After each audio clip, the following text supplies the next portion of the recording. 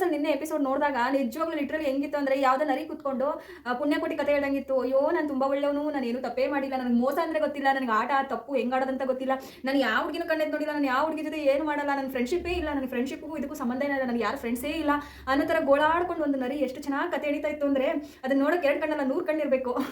ಏನು ಅಂತ ಹೇಳ್ಬಿಟ್ಟು ಫುಲ್ ವಿಡಿಯೋ ಡಿಸ್ಕಸ್ ಮಾಡ್ತೀನಿ. ಸೊ ಮಿಸ್ ಮಾಡ್ತೀರಾ, ಕಂಪ್ಲೀಟಾಗಿ ವಿಡಿಯೋ ನೋಡಿ. ಹಾಗೆ ಯಾರ್ಯಾರು ಸಬ್ಸ್ಕ್ರೈಬ್ ಮಾಡಿಲ್ಲ ದಯವಿಟ್ಟು ಸಬ್ಸ್ಕ್ರೈಬ್ ಮಾಡಿ, ಓಕೆನಾ?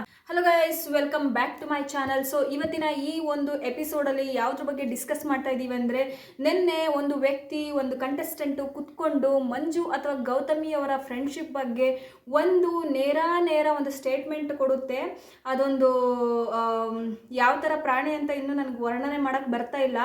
ಸೊ ಆ ಪ್ರಾಣಿ ತನ್ನಂತಾನು ತುಂಬ ಮುಗ್ಧ, ನನಗೇನು ಗೊತ್ತೇ ಇಲ್ಲ, ನಾನು ಏನು ತಪ್ಪೇ ಮಾಡಿಲ್ಲ, ನಾನು ಬಾಯಿ ಬಿಟ್ಟರೆ ಅಮ್ಮ ಅಪ್ಪ ಅನ್ನೋ ಮಾತುಗಳೇ ಬರೋದು ಅನ್ನೋ ಥರ ಬಿಲ್ಡಪ್ ಕೊಡ್ತಾ ಇತ್ತು ಆ ಒಂದು ಪ್ರಾಣಿ. ಸೊ ಆ ಪ್ರಾಣಿ ಬಂದ್ಬಿಟ್ಟು ಒಂದು ಸೆಂಟೆನ್ಸ್, ಒಂದು ಸ್ಟೇಟ್ಮೆಂಟ್ ಕೊಡುತ್ತೆ. ಏನು ಅಂತ ಹೇಳಿದ್ರೆ, ಅಣ್ಣ ಒಂದು ಕಾಡಲ್ಲಿ ಒಂದು ಗೋಮುಖ ಇದು ಏನದು ಹುಲಿ ಇರುತ್ತಣ್ಣ, ಆ ಹುಲಿ ಜಿಂಕೆ ಕತೆನ ನಾನು ಅವ್ರಿಗೆ ಹೇಳ್ತೀನಿ. ಏನು ಅಂತ ಹೇಳಿದರೆ, ಗೌತಮಿಯವರು ಒಂದು ಜಿಂಕೆ, ಹುಲಿ ಬಂದುಬಿಟ್ಟು ಇವರು ಯಾರವರು ಮಂಜು ಅವರು. ಸೊ ಈ ಹುಲಿ ಸಿಕ್ಕಾಪಟ್ಟೆ ಬೇಟೆಯಾಡಿ ಸಖತ್ತಾಗಿ ತಿಂತಾ ಇತ್ತು ಅಣ್ಣ. ಹೆಂಗೆ ಬೇಟೆ ಆಡ್ತಿತ್ತು ಅಂದರೆ ಸ್ಟಾರ್ಟಿಂಗಲ್ಲಿ ಹಂಗೆ ನಮಗೆ ಭಯ ಆಗ್ತಾಯಿತ್ತು, ಎಲ್ಲಿ ನಮ್ಮನ್ನು ಪರ್ಚ್ಬಿಟ್ಟು ನಮ್ಮನ್ನೇ ತಿಂದ್ಬಿಡುತ್ತೋ ಅಂತ ಹೇಳ್ಬಿಟ್ಟು. ಇವಾಗ ಹುಲಿ ಬಂದುಬಿಟ್ಟು ಇಲಿ ಆಗಿಬಿಟ್ಟು ಕುತ್ಕೊಂಡ್ಬಿಟ್ಟೈತಣ್ಣ, ಹುಲ್ ತಿನ್ನೋಕ್ಕೆ ಸ್ಟಾರ್ಟ್ ಮಾಡಿಬಿಟ್ಟೈತೆ. ಹಾಲು ಕುಡಿಯೋಕ್ಕೆ ಸ್ಟಾರ್ಟ್ ಮಾಡಿದ್ಮೇಲೆ ಬಿದ್ದೋಗೋಯ್ತಣ್ಣ, ಹಾಲು ಕುಡಿತಾ ಇದೆ ಅಣ್ಣ, ಹುಲಿ ಹೋಗಿ ಹಾಲು ಕುಡಿತಾ ಇದೆ ಅಂತ ಪಾಪ ರೋದನೆಯಿಂದ ಹೇಳ್ತಾ ಇತ್ತು ಅದೊಂದು ಪ್ರಾಣಿ.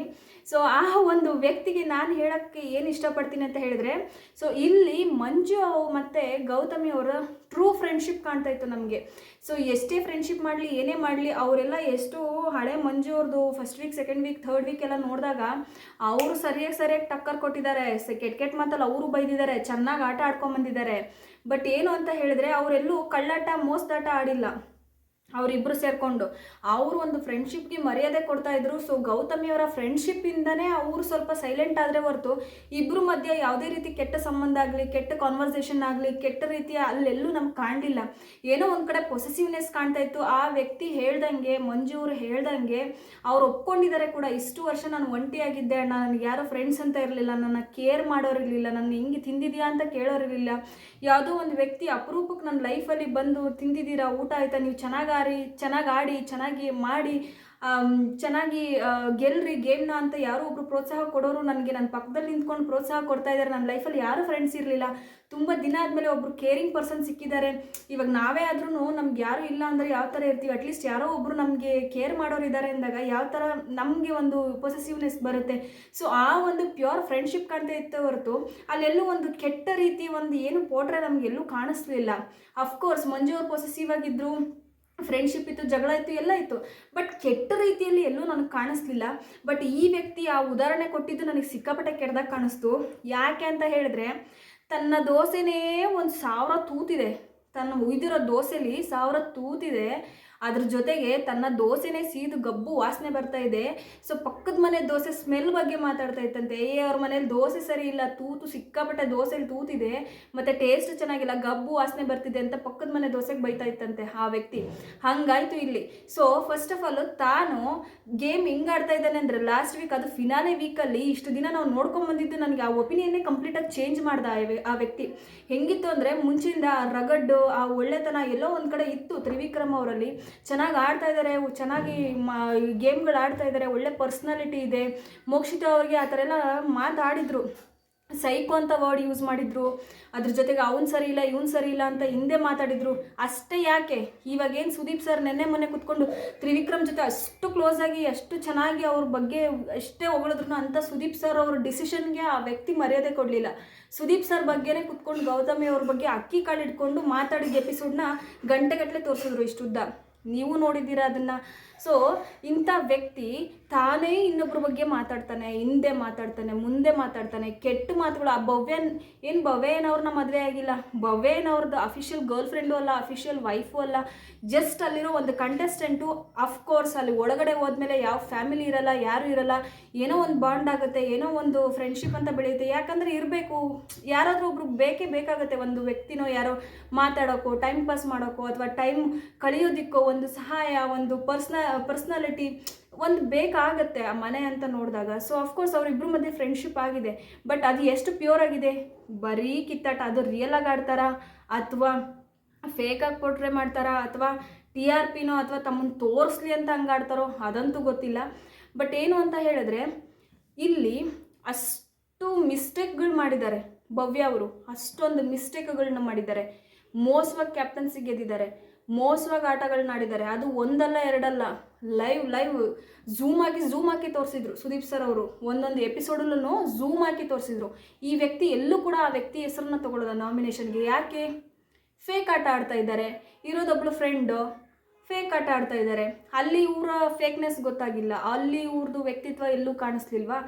ಆಮೇಲೆ ಇವ್ರು ಹೇಳ್ತಾರೆ ಇವರು ಎಂಟರ್ಟೈನ್ಮೆಂಟಲ್ಲಿ ಎಲ್ಲೂ ಇಲ್ಲ, ದೊಡ್ಡ 0. ತ್ರಿವಿಕ್ರಮ್ ಅಂತ ಬಂದರೆ ಬರೀ ಆಟ. ಅದು ಹೆಂಗೆ?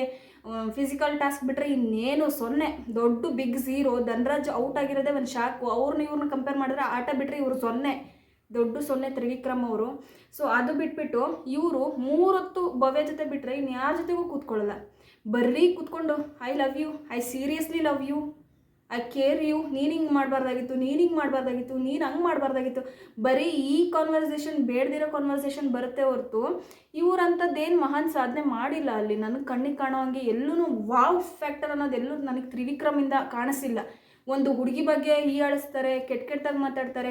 ಶಡೆ ನನ್ನ ಮಕ್ಕಳು ಹೆಂಗೆ ಆಡಿದ್ರು, ಶಡೆ ನನ್ನ ಮಕ್ಕಳು ಗೆದ್ದುಬಿಟ್ರು ಅಂತ ವರ್ಡ್ ಯೂಸ್ ಮಾಡ್ತಾರೆ ಲಾಸ್ಟ್ ವೀಕ್ ಫಿನಾಲೆ ವಾರದಲ್ಲಿ. ಹಂಗಿದ್ರೆ ತ್ರಿವಿಕ್ರಮ್ ಯೂಸ್ ಮಾಡಿದ ವರ್ಡ್ಸ್ ಏನಿದೆ, ನನ್ನ ಮಕ್ಕಳು ಅನ್ನೋ ವರ್ಡ್ ಇದೆಲ್ಲ, ಅದು ಆಡಿದವ್ರು ಯಾರು? ಮಂಜು ಅವರು, ಗೌತಮಿ ಅವರು, ಧನ್ರಾಜ್ ಅವರು, ಹನುಮಂತು ಅವರು, ಮೋಕ್ಷಿತಾ ಅವರು. ಇಷ್ಟು ಜನನೇ ಆ ಗೇಮ್ಗಳಲ್ಲಿ ಇದ್ದಿದ್ದ, 5 ಗೇಮ್ಗಳಲ್ಲಿ. ಹಾಗಿದ್ರೆ ಇವರು ಈ ವ್ಯಕ್ತಿ ವರ್ಡ್ ಯೂಸ್ ಮಾಡಿರೋ ವರ್ಡ್ ಈ ವ್ಯಕ್ತಿ ಹಂಗಿದ್ರೆ, ಇಷ್ಟು ಜನ ಆಡಿದವರು ಹಂಗಿದ್ರೆ, ಮತ್ತು ಭವ್ಯ ಏನು ಅಷ್ಟು ಗ್ರ್ಯಾಂಟೆಡಾಗಿ ತಗೊಳ್ಳೋ ಅವಶ್ಯಕತೆ ಏನಿದೆ? ಅವ್ರ ಅಪ್ಪ ಅಮ್ಮ ಅಂತೂ ಈ ವ್ಯಕ್ತಿ ಅಲ್ಲ, ಅಪ್ಪ ಅಮ್ಮಂಗೆ ಇರೋ ರೈಟ್ಸ್ ಕೂಡ ಈ ವ್ಯಕ್ತಿಗಿಲ್ಲ. ಯಾಕೆ ಅಷ್ಟೊಂದು ಕೆಟ್ಟ ಪದಗಳು ಬಳಕೆ ಮಾಡಬೇಕು?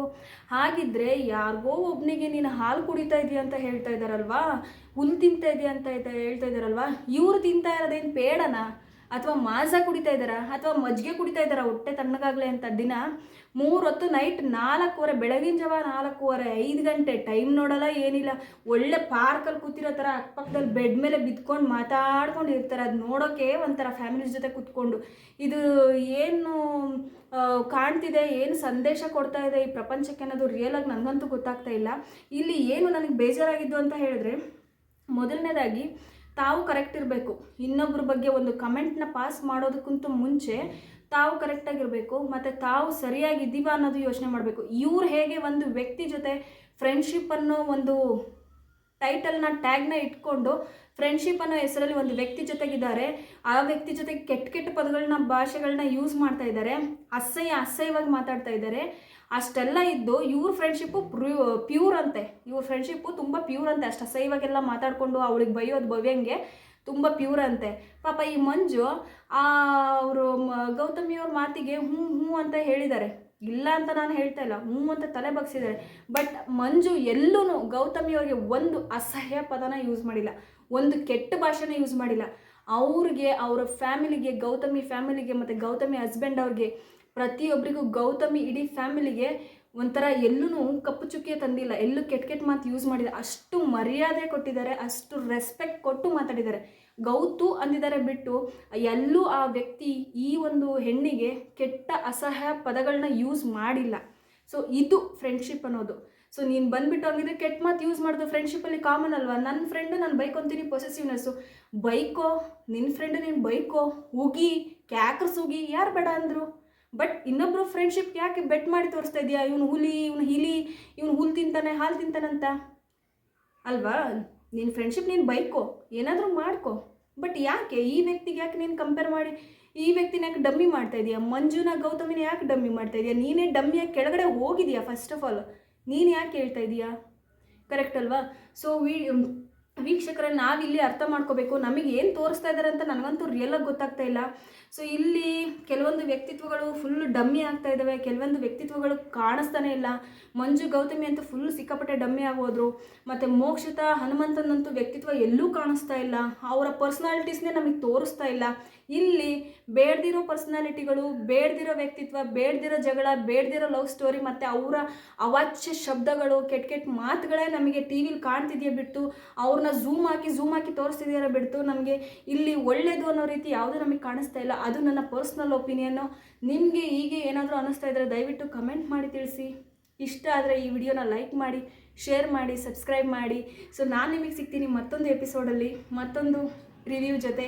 ಸೊ ನನ್ನಿಂದ ಏನಾದರೂ ಮಿಸ್ಟೇಕ್ ಆಗಿದ್ದರೆ, ತಪ್ಪುಗಳಾಗಿದ್ದರೆ ದಯವಿಟ್ಟು ಕಮೆಂಟಲ್ಲಿ ತಿಳಿಸಿ. ಸೊ ದಟ್ ನಾನು ಅರ್ಥ ಮಾಡ್ಕೊಳ್ತೀನಿ, ನಂದೇನಾದರೂ ತಪ್ಪಿದೆಯಾ ಥಿಂಕಿಂಗ್ ಅಂತ ಹೇಳ್ಬಿಟ್ಟು ನಾನು ಯೋಚನೆ ಮಾಡ್ತೀನಿ.